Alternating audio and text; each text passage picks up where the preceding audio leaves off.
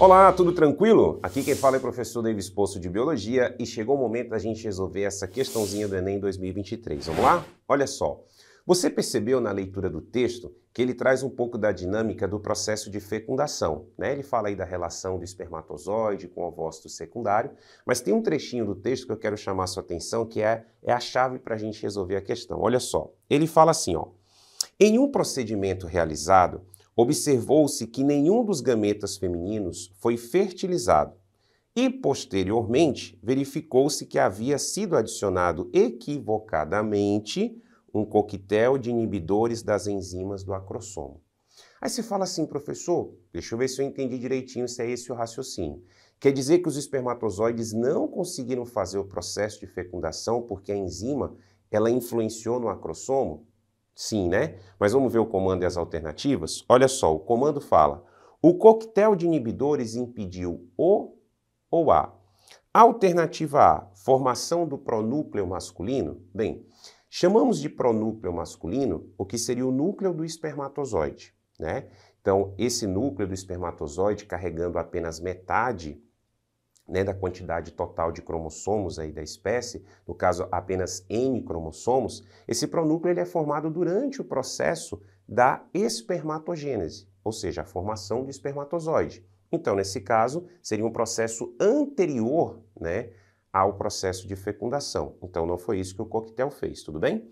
Alternativa B, ele fala, início da divisão mitótica do zigoto. Para eu ter a divisão mitótica do zigoto, eu primeiro preciso considerar que a fecundação aconteceu, né? Ou seja, que eu tive ali o encontro das membranas do espermatozoide e do ovócito, a entrada do pronúcleo masculino e a fusão com o pronúcleo feminino, a formação do núcleo diploide do zigoto para depois eu iniciar o desenvolvimento embrionário.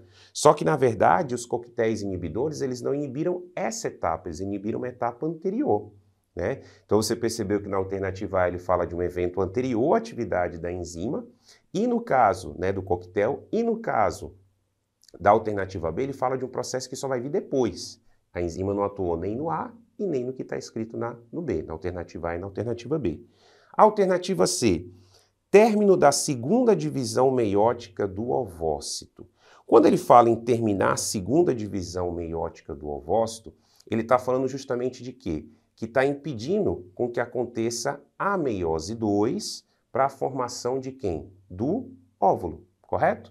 Aí você fala assim, mas professor, para eu terminar a segunda divisão meiótica do ovócito, eu precisaria que o espermatozoide tocasse, né, a membrana. Exato.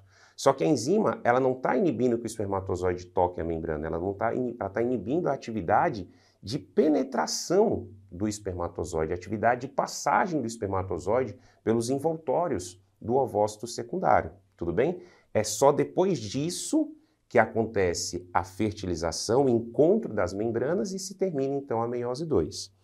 Alternativa D, passagem do espermatozoide pela corona radiata e pela zona pelúcida. Perfeito, porque a corona radiata, feita ali pelos resquícios das células foliculares, né, que foram liberadas juntas com o ovócito secundário ali no processo de ovulação, juntamente com aquela camada gelatinosa que fica bem próxima à membrana do ovócito, para elas serem rompidas e o espermatozoide fazer ali, né, a fecundação, é necessário as enzimas do acrossomo.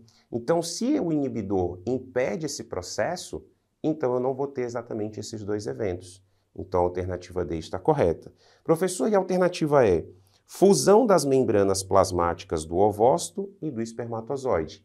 Isso é o que vai acontecer depois. Então, olha que interessante. A alternativa A trouxe um evento anterior.